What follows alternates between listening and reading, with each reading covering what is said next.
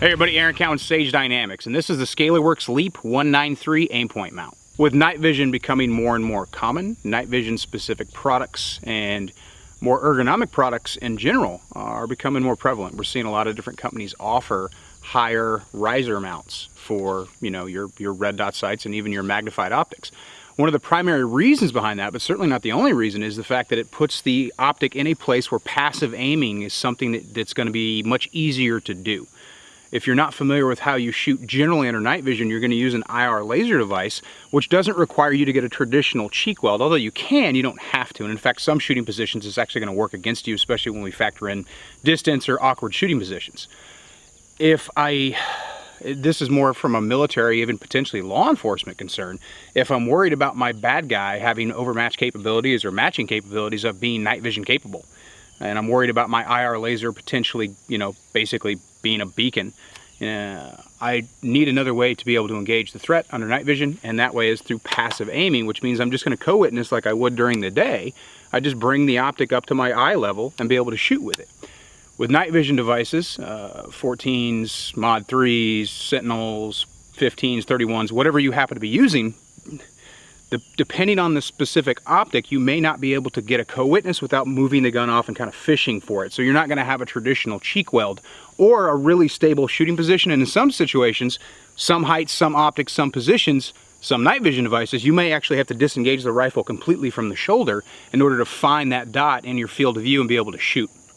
So having a riser height that brings the optic up higher to where the night vision is going to be more usable, and you can still get a cheek weld without your night vision interacting or conflicting with the rifle itself, is something that's going to be very beneficial. Because this is becoming a more common thing, you're seeing, like I said, more companies offer the option, and Scalarworks is no different. I don't think it's any secret that I'm a big fan of Scalarworks products. They do tend to be a little bit more on the expensive side, but you're definitely getting, well, you're paying for the engineering and the thought that goes into them and some of the features. The Leap mount is reasonably priced comparably to some of the other products that are out there for the features that it gives you. They are 7075 T6, which is a very strong, very resilient metal, something you're going to want for your optic. And over the past couple years, using Scalarworks products, they've taken quite some abuse.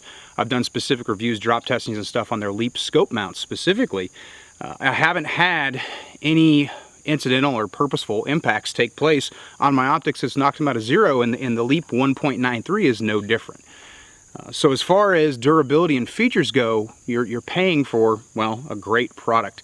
And like I said, it's reasonably priced considering what you're getting out of it and what you need out of it. Now, you don't have to get the 193 height. They offer, you know, a lower 1/3 as well as a true co-witness as well. One of the problems I've always had with the AR-centric platform is that uninterruption because of the buffer tube. So generally, just based on the way my cheek weld is and the way that I naturally shoot, I've always wanted a higher optic. Back in the day when I was stuck with a fixed A post on a Colt Commando, I wanted something that's going to get my red dot out of that sight picture unless I wanted it. So I wanted something higher, and it wasn't necessarily something that was there. Another great thing about the 193, even if you're not going to use night vision, is the fact that it puts the rifle, it forces you to shoot in a more natural position instead of turtling up and getting super aggressive on the gun, which has its drawbacks for maneuverability as well as fatigue setting in.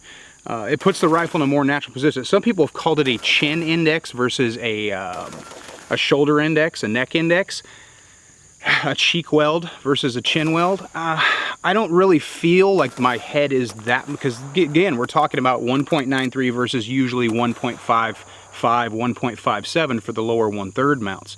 Obviously, the difference between a 193 and a true co-witness is going to be a little bit more significant because those can come in right around 1.3, 1.4. So that's going to be a big deal, a significant deal for shooters who are definitely not used to a lower 1/3 going up to a night vision height or a high riser. But I think you'll find it gives you a more comfortable shooting position overall, and it doesn't preclude you, or prevent you I should say, from being able to use the rifle in positions that you'd normally use it in, such as prone. One of the big concerns, especially with magnified optics, people talking about, you know, the higher optics, is, well, can I shoot from prone with it? Absolutely, it's not so significant, and in fact in some situations it's much more comfortable to shoot with the higher riser because it doesn't force you to lean into the optic. It allows you to bring the optic to that more natural position versus having to duck down into it.